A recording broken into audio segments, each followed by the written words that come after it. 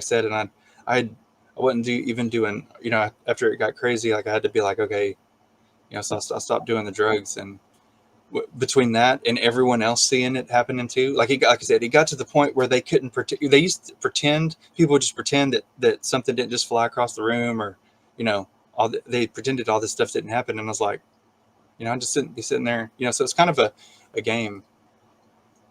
Oh yeah, Mm. I forgot to mention when I started reading the Word. We had this. We did the Wednesday night kind of turned into like a group night, and we Mm. would just talk. I wanted everyone to get together and talk about any kind of paranormal experiences they had, Right. you know. And during that time, like, I didn't realize at the time. I didn't know it was demons, but they would start asking me Bible questions, like, when the scribes would question the Pharisees, or when the Pharisees would question Jesus. Like if a woman, if a man took a, one took a, oh, what's it? If is it the man or the woman? If a woman, Marrying seven times, if I'm yes, not. that's the, yes, If a yeah, woman marries a man seven, oh, sorry, marries seven times, like a different husband, right, and he yes. dies. Yeah, keep In going. the resurrection, yes, that Which, they would ask me those questions, and the answer would just fly out of my mouth to them. The Jesus' response, it just was happening, like stuff like that was happening. Mhm. But I mean, they asked me about baptism, the laws of Moses, the circumcision, like it was just, so it was nuts. I realized that the demons were doing it, but I was like, I didn't realize that. I was like, man, my friends know a whole lot about the Bible, but I don't think it was them. So it wasn't just like crazy stuff. It was just that too, like that kind of stuff was going on as it pertains to the sexual sins. Mhm. They tend to the a lot of people tend to be more judgmental about people that are in that lifestyle. But even as ratchet as all that is, like I said, you can. So many people just go the other way, and they, but like I said, what I learned from my experience, and I've a lot of people testing, anyone who will talk about it, anyone who came out of any of the LGBT or rape or anything like that, they all, most of the LGBT um, were the key is molestation at a small age, Mhm. either from a family member, a priest, a friend. So it's molestation or rape at a small age that opens the door to that spirit. So that for people that judge, I'm not saying put up with sin, but like if someone wants to repent and wants to change, like I think the believer community needs to be a little bit more willing to be willing to help them without so much judgment, because that's a hard life to live and a hard thing to get through. All right. So today, I know you wanted to do more of your testimony, or there was some things that you forgot. Correct me if I'm wrong. Yeah, there's just a few more, just a little tidy up, and then Um, yeah, just a little tidy up. and then and even from there, we were having some a bit of conversation off camera. So, but we could get into other things too, that could really enlighten people, right? In this exchange that we're having. So, where did you want to start, leave off, or start off? Okay, let's see. I think I kind of, I kind of ended on, like all the, I was back home, real messed up, but the good, the true believer friend of mine had, laid hands on me, and I kind of started going through my process of coming up out of all that. But there was a few more little hiccups. Um, and like it, I didn't, like I completely didn't even get to. I had several like really divine encounters. It wasn't all, it wasn't all bad and demonic. The other side was present and accounted for too. But okay, so I don't like know exactly the order that this kind of stuff happened in, so I'm just gonna just kind of rapid fire it. Yeah. Um, Yeah, sounds good, man. okay, like I said, so the red-eyed chick and all that weird, just really overtly demonic stuff was going on, and then I started having issues with my family, and this kind of culminated in there was a situation like me and my brother, my cousin, and my mother were having dinner, and it just went straight off. Hmm. Just sitting there eating, and then it goes really sideways. And my brother then, he was selling drugs at the time, and he had like all these. He had just re-upped, and he had all these cars out down the driveway. My cousin even had to park across the street, and so that was, and then my mother was, she had this, she was, like I said, she was narcissistic. She would gaslight me, and so she always would just act like I'm crazy and I'm making stuff up, so we start getting into it, um, and I'm like, so it's like, what do you think? I was like, why do you think Wendy had to park the car all the way, why did she have to park across the street and walk 3 minutes to get here? I said, who do you think all those people are lined up in your driveway? you know I was like, they're out there doing dope in your garage right now. And she's, I don't, it was mocking me like, I don't know what you're talking about, Jason, in a really, that a really demonic. And and I'm sitting here and I was like, Wendy, did you see the 30 cars out front? Did you see all the people out there? I said, what do you think they're doing? So we keep getting into it.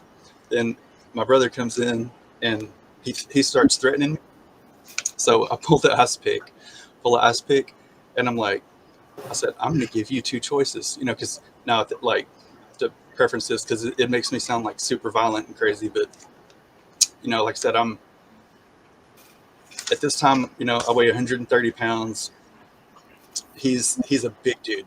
Okay. He's a big dude, and he was on meth and steroids at the time. So he was really strong and really amped up from the mix of the two. So, we had a lot of very potentially violent altercations.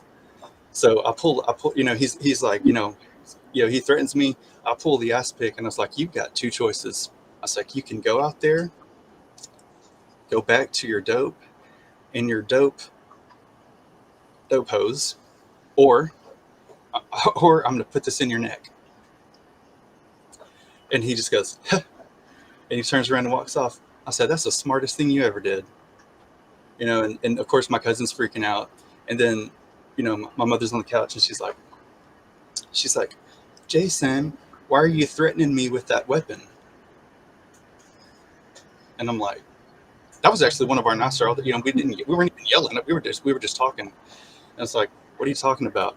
She said, Jason, you're scaring me. You're threatening me with that weapon. And she's texting on the phone the whole time. So now I was like, I ain't even talking to you, like what? And she just keeps repeating the same thing. So she starts agitating. So I was like, you know what? I'm walking over here.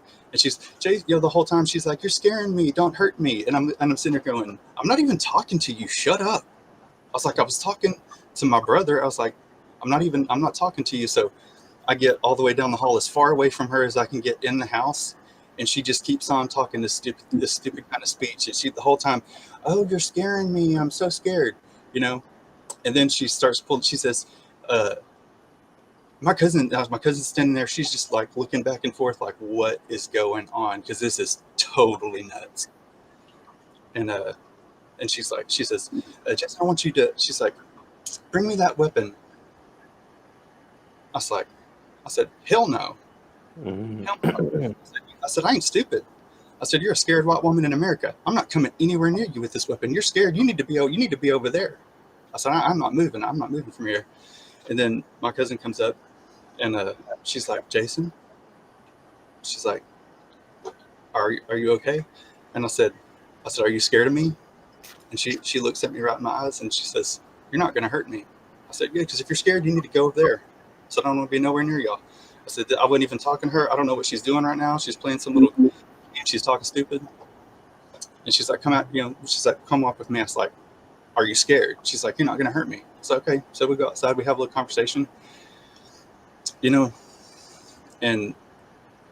so we have the conversation, we go back in,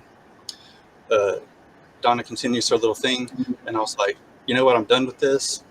I was like, he's out there with his dope pose. You're sitting there talking weird. I'm going to bed. So that was it. Normally we'd be breaking stuff and the cops had to get, like, this was a very actually civil, this was as crazy as all that sounds, this was very like vanilla for us.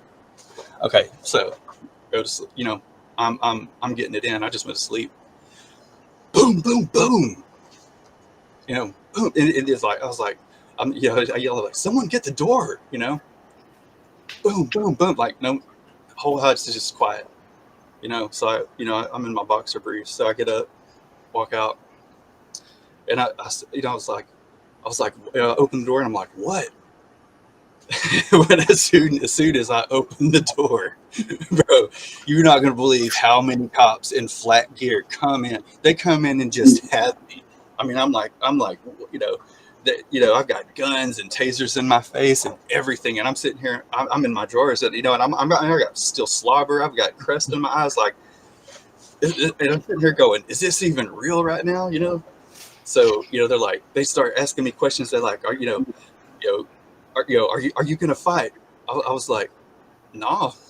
I was like, I'm not sure how many of y'all I could take down right now, but I was like, I think you got me. So, and like, this should have made me mad. Like, normally, like, I had all the rage and anger, but like, as soon as this happened, this like incredible peace and tranquility just like came over me. Like, so I was just like, nah, you got me. And and they're like, okay, all right, you need to get up. I was like, oh, I know this one, and I jump around, and I was like, boom. I said, I've been here before. I know the position, So I'm immediately like, and it starts de-escalating. They're like, do you have any weapons on you? And I was like, where would I put that? Some of the cops are, there's like 20 cops. There's the whole yard's built up. I mean, this is a straight up riot team with the shields, and they got the stuff, like they was ready to get it. So I was like, oh no, like, why didn't you run? And I was like, well, I didn't know you were. First, I said, first of all, I didn't do nothing. I said, secondly, I didn't know who the hell this was. I said, I didn't know. So I didn't do nothing. You're not gonna fight? No, not gonna fight. You have any weapons? So I'm like up against the wall, legs spread wide, guns still pulled and everything. Like, I got pepper spray guns, tasers. Like I said, they got the shields on. They got the Billy Clay, got it all. Like they came in. I was like, man, this is impressive, And he's like, so yeah, sir, do you have any weapons? And I was like, where would I put that? Right. Okay. I said, I ain't been to prison. I said, I ain't got the prison wallet. I said, this is tight right here.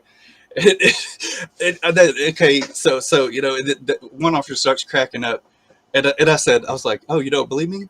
I said, go ahead, give it a pop it, pop that A. And the dude that's trying to put the ankle cuffs on me is dying. He's like, I mean, this is a big joke. This is a big joke at this point. And I was like, go ahead, pop that A. I'm cutting a total full and owning the room. So he's like, sir, can you please stop long enough for me to get these on you? And I said, I'll allow it. So he gets the cuffs on me. They're asking, like, they just keep asking me questions, like, where's everyone at? I'm like, I don't know. I said, I don't know. I said, so the house, like, Donna apparently had spent the whole night cleaning up The house is spotless, bro. There is scented candles lit on the table, and I kid you not, like I was surprised there wasn't a little tray with cakes and drinks on it. Like this was unreal. They're like, so I was like, what's my charges? And they're like, there's no charges. I said, well, what am I being arrested for? And they're like, this isn't an arrest. I was like, what's going on then? And they said, this is an emergency. This is an emergency order to remove you so that you don't hurt yourself or others. And I was like, oh, I get it. Okay. I see where she went. I said, okay. I said, does this really look like a crisis to you? I said, look at this. I said, is there blood on the wall or anything broken? I was like, there's little scented candles over here. I said, there may be some like snacks for y'all on the counter if y'all go look. So we take it out in the yard, and they keep asking me where everyone's at. And I was like, I don't know. I said, go. I said, bring them out. I said, bring them out here. Now, by this time, so I'm still in just boxers. And the dude's like, where, so, do you have any clothes to put on? I was like, yeah, in my room. And they wouldn't let me go in there to get some. So he's like, I'll go get you some clothes. So he gets me some clothes. He comes back with it was a dude pair of shorts, but my brother's baby mama had some of her clothes in my room. So it's a Hoochie Mama tube top. He brings me a Hoochie Mama tube top. Yeah. So I was like, I really don't want to put that on. I was like, that's not a male garment. Like, I don't want to put it on. And he's like, this is what you got. This is what you're putting on. And I was like, I was like, okay, now at the time, I was like, fine. So I put on the Hoochie Mama halter top. So outside I go in shorts and a straight up Hoochie halter top. Now, of course, this is a small town. Ain't nothing ever happening. So we got people from town are pulling up and lining up down the road, getting out of the car and watching so this is in front of everyone I know. Okay. So I'm sitting out here in the yard with the SWAT team in a Hoochie Mama halter top. And the cops are trying to figure out what the hell's going on. Cause they this was supposed to be like a family in crisis. This dude's gone nuts, hostage situation. And they got candles lit and ain't no one's around. No one was home. I don't know where they were. So, I wound up, they take me to the first crisis center. I have to go get a psych evaluation. And this first place was a joke. I didn't know what it was at the time. It was actually a state facility, and it was a state facility that if you get in there, I don't know if most people know about legal power of attorney for your medical decisions, but if you're unable to, in the state of Texas, if you're unable to make, if you're by reason of not being mentally capable, someone gets legal power of attorney, and they can force medicate you, put you away forever, whatever. So that's where she was going with that. Mm. So that went sideways. I know, I worked at the nursing home, so I knew a lot about HIPAA. This chick came in, was trying to BS me, had half a paper filled out. See, and I know, they cannot deny you access to your medical records. So I was like, she was asking me like really weird questions. And she asked me one of them, she said, do you believe in spooks? And I said, give me that paper. I said, I want to see what number, do I believe in spooks? I want to see that on the paper. She said, you can't see this. And I said, whoa, hang on. I said, you just got to say, you got a big problem now. I said, first of all, you can't deny me access to my information. Secondly, there's writing on that paper and you just got here. I said, that's someone else's document. You've broken my HIPAA, and whoever the hell is on that paper, you've broken their HIPAA too. I was like, I'm fixing to see. I said, and you did it in front of a cop. I said, you're lying to me. You're falsifying information. I said, you need to get up right now, call your supervisor and tell them you have a big problem. I said, because when I get here, I'm suing this whole place. And so she gets up and leaves, comes back, and the whole dynamic changes. Now she's cooperative, still won't let me see the paper. But she's just like, okay, well, she's like, you got to go somewhere. I said, well, it's not going to be here. She said, no, it doesn't have to be here. I said, well, then call someone and get me going. I said, because I'm not staying here. So and I go to the other place. It's a voluntary sign in, completely different. The cop that saw what happened, went down at the first place. They were calling him back, and he's like, "I'm not leaving this guy till he gets settled." Like, he would not leave me. He stayed with me. Like, the cops didn't rough me up. They didn't. Nothing. They didn't. Stomp me out or anything like that. But this cop would not. He would not leave me until I was good. They kept telling him to come back, and he says, I'm not leaving this guy. Like, y'all are just going to get someone else to do whatever it is you're talking about, because I'm not leaving him. So he stayed with me the whole time. So I got into that facility. The nurse at this one, she was a believer. So she heard, when I was telling her all this stuff, she wasn't like, "Oh, you're absolutely crazy." I asked to see my records. She showed them to me. Had a recommended plan. I said, "What do I have to take medication?" She said, "You can." She's like, it's here if you want it, but I was like, "So I can take it or not take it anytime?" She said, "Yeah, anytime, no pressure. We can't make you do it." So it was completely optional. She, and as she was asking me my questions, I saw her face screwing up, and she's like, "You're not schizophrenic." And I said, "Is that what?" She said, "Yeah. In Texas, if you're schizophrenic, then legal power of attorney goes to the next of kin, which would be my mother." She wanted to have my rights taken away and have me force medicated because I embarrassed her in front of my cousin. And you don't embarrass her. She's not having it. So there's hell to pay. So this was punishment for me embarrassing her. And so she tried to have me locked up and force medicated, because that was one of the things that I told her I didn't want to happen, and I made her swear that she wouldn't, because I had it, something tipped me off that it was ahead of time, and I was like, I talked to her about it, and I said, "Look, don't ever try to have me locked up and force medicated." That's because I told her, I said, I'm serious about Jesus. I'm coming off of everything myself. I said, I don't want that crap. I want to get my life together, and Jesus is going to help me do it. So, and so I made her swear 3 times, and then she pulled this. So in the fake facility, or the voluntary, it's a voluntary admittance. During this, like I said, so I have a psych eval from a licensed institution saying that I'm not violent, I'm not dangerous, I'm not paranoid schizophrenic. So I got, and so now I've got documentation. So she can't just bump her mouth talking about I'm this and I'm that. I passed a drug test. So, that's another thing. She was telling people, he's so violent, he's crazy and high. Well, so I passed a psych eval and a drug test, squeaky clean. So there, the family in crisis thing got squashed because I was straight up with the cops. She lied on look back just a little bit. The cop, before, when I was outside talking to him, he's asking me, he said, "So we have a report from your mother saying that you threatened her with a weapon." And I said, "That's absolutely not true." I said, "I threatened my brother with a weapon." I said, I was like, "I'm not saying I'm some kind of, macho, like super, super tough guy, but I was like, I don't need a weapon. If I wanted to physically beat a 50-something-year-old out of shape woman, I don't need a weapon to do it." I said, "That's completely false."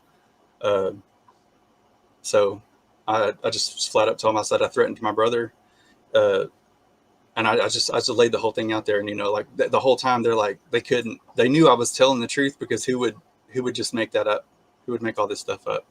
So anyways, so I called, finally, the second day they let me call sister, and I told her, I was like, "Look, I'm in the nut ward." And she thought I was playing. And I'm like, she was laughing and joking. I said, "No, listen to me." Donna made her move, and I'm literally in the nut ward. I said, I got pulled out by a SWAT team. I was like, "You need to come get me." And she's like, "Okay, let me find out where you're," so she got me out.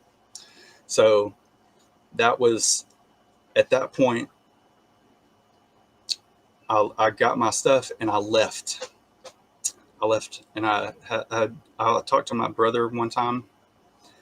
That was, 10 years ago. I haven't had any contact with her.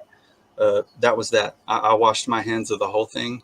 You know, you pulled the last little thing, and that was that. Okay, so that I'm going to jump back a little bit. Shortly before that, I was having a really bad night. You know, really really bad night. And this is before the Nut Ward situation. Like I said, it's not that long before this. You know, this was kind of the moment that I actually decided. It's weird how it was the point where I decided, like, I don't want to unalive anymore. I'm not going to do it. Mm. So, you know, like I said, I'd been reading the Word, and I'd been repenting, and like I went straight Old Testament. You know, I mean, I burnt stuff. I burnt my Buddha collection and burnt anything that I thought was evil. And like, so I'm in the Old Testament, right? So it's like, okay, I'm going to walk this thing straight down. So I burnt my stuff, took the ashes. I mean, I repented in dust and ashes. I mean, I know I look nuts. I look nuts doing all this. So, you know, to be fair to everyone else, I guess I did kind of look a little paranoid schizophrenic, but you know, so I was sitting there, and these, you know, I was reading Psalms and just, you know, going into the Word, and I was really feeling it. And these two demons appeared right before me and started talking to me. And they, you know, they said, you know, they're like, so you're really, you know, we see, you know, you're reading the Word. And I was like, yeah. I said, you know, I was like, yeah, sure am. I was like, I'm gonna, I said, yeah, Jesus is gonna help me. Jesus is gonna save me. And they said, well, it is true that the blood of Jesus can save everybody, but you, and it did. So at this moment, I put the Bible down and I jump up and I just cut a straight full. I was like, woo! No, there's people they're around. You know, I'm just so, but I mean, I jump up and I just left these things to scorn. I was like, y'all are about to tell me that my little bullcrap is outdoes the blood of Christ. Get out of here! I mean, I'm laughing them to scorn, and they just, you know, I said the next time you come and tell me some stupid stuff like that, I said, I'll tell you what's going to happen. I said, I'm gonna start preaching and I'm gonna praise until I fall out, and then I'm gonna get up, I'm gonna eat, and then I'm gonna do it again. So I said, come with that stupid. I said, that is the stupidest thing I've ever heard. You know, and I'll laugh them to scorn. You know, so everybody at that point, you know, they're like, I'm just rebuking them, man. I'm laughing. I was like, oh, liars. I was like, ha. I mean, I was going in, and let me tell you what, they don't come that way anymore. But okay, so then I, you know, so you know, I kind of calmed down from that, and I was sitting there, and I guess it was like, you know, I had a break, you know, I was up and down going through it, you know, and then I was like, the conviction came on me, and I started repenting again, and I was just feeling real down on myself, and I had this vision pop into my mind. You know, I was at my funeral, and my, you know, I was in the casket, and everyone was there, and then I just seen Donna runs up to my casket putting on this big show. Oh, my poor son, you know, and everyone was giving her sympathy, and she was really putting on it. And I was like, hell no. I said, hell no. And I just immediately, I was like, I got up and wiped. I was like, I said, she ain't throwing herself on my casket. Hell no, that's not happening. That is not going to happen. I said, I'm done with this. So that was when this was before the Nut Ward, because I was like, I'm getting off. I quit my psych meds. I was like, no more dope. I started eating again. I started doing healthy stuff. I was like, I will outlive everyone. I was like, that is not going to happen. She ain't throwing herself on my casket. Hell no, she is not throwing herself on my casket. So I decided right then I was not going to unalive. So we have the moment of like turnaround. You know, they tried to feed me that, me in my casket, really, you know, doom and gloom. I was like, no, that's not happening like that. Hell no. No. So there was that. Now, I slipped. I had a bad slip. This was apparently before that, because this really turned me around. This this is the thing that I really never wanted to tell anybody because it doesn't make anyone sound good, and I really didn't want to ever have to say it, but I'm going to do it. So I had just, I was reading the word. I'd been up, and and I'm still, like I said, I was still doing dope, and it was, they were messing with me so bad, and they kept on and kept on and kept on, and so I would just do dope, read the word, do dope, read the word, and normally, as I come, it's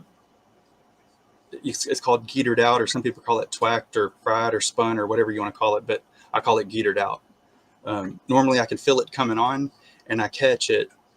It's kind of like a psychotic break, but I normally realize that it's happened, so I just go to sleep at that point. This time I didn't catch that it happened. I had no idea that. So I got geetered out, and the demons, my friends were mocking me. The demons were talking out. It was just too much, and I was like, so I got geetered out, and then I thought in my mind, I was like, this dream sucks. This dream absolutely sucks. I was like, I'm not taking this anymore. So I jumped up, and I didn't say it, but I was thinking, I said, that's it. I said, they're not going to do me like this in my dream. I'm going to go in there and get my katana, and I'm going to hack everyone in the house to pieces, because they're not going to do me. I was like, it's not even going to matter, but I'm not taking this in my dream anymore. I'm done. I'm done with it. And I thought it was harmless because this is my dream. I'll wake up, they'll still be stupid. So I'm like, I just kind of giggle, and I do an about face, and I walk in to I go to get my katana. So I walk in the room, katana's leaning up on the wall. It falls over. It just fell over. And I was bending down to pick it up. And before I could touch it, I felt a hand just touch my back. And immediately all the strength went out of my body. I went dead limp, and just I was standing up. I didn't like crumple, but I just, all the strength went out of me, and I was falling like flat on my face. And I was like, wow, and my eyes were barely cracked. And I was like, man, this is gonna suck. Because I couldn't even brace or anything. I was just falling like a dead man, straight on my face. Right before I hit, boom.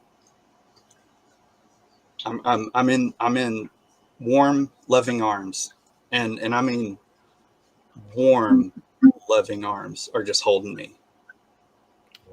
And it's, at this point my eyes are closed. I'm not out of it yet. I can just, and I'm just picked up and just held in this loving embrace. And when I say loving, I mean like it was flowing through my body, like just it's hard to describe in the physical.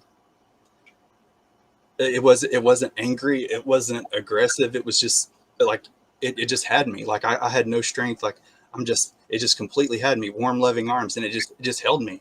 And I just completely, I can't open my eyes. I didn't see it, but I felt it. It was warm, loving arm. Like, and you could just feel the love just going through your body.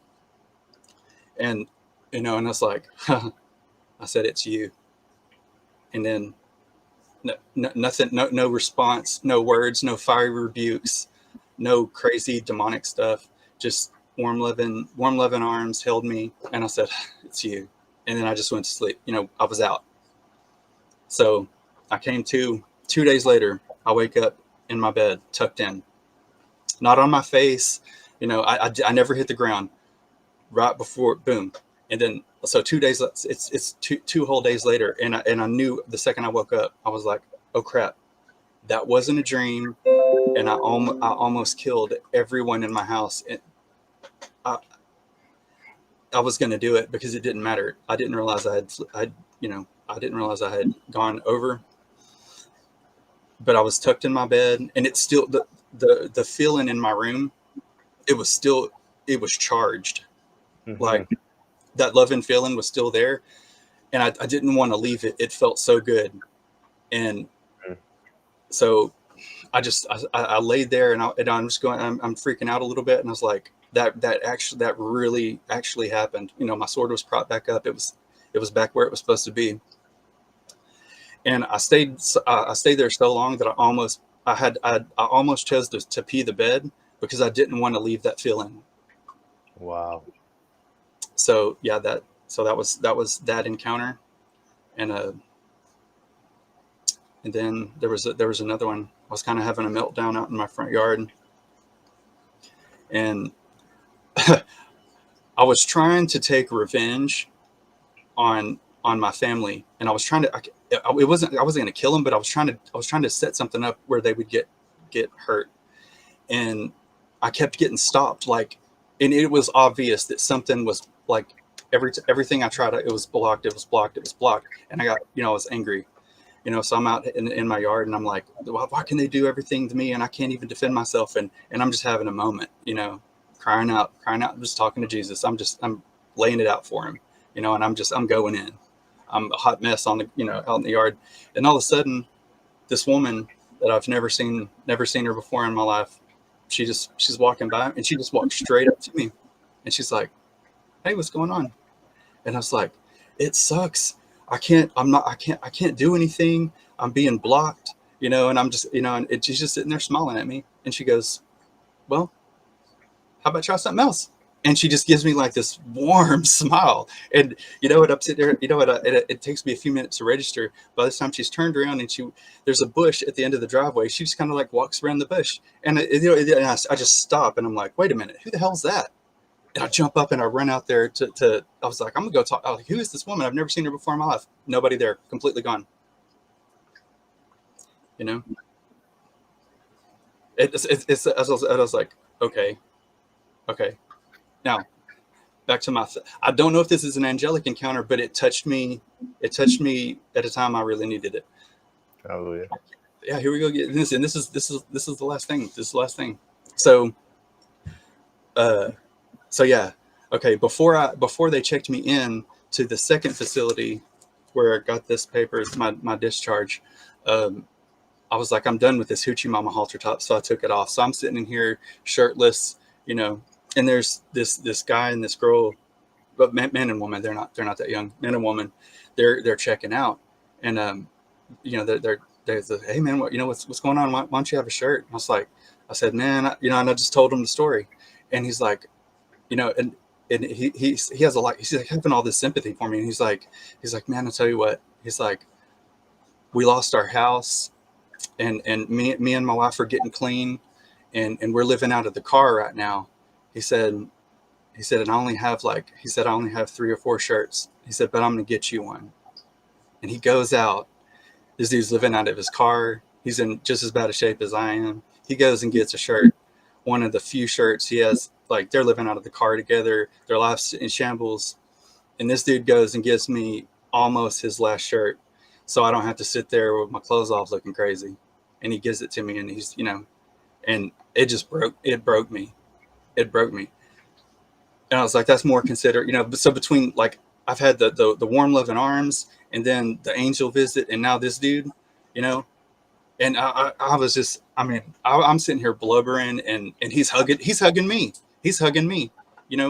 Him, they're going through it. He's hugging me. He's living out of his car, and he gives me a shirt.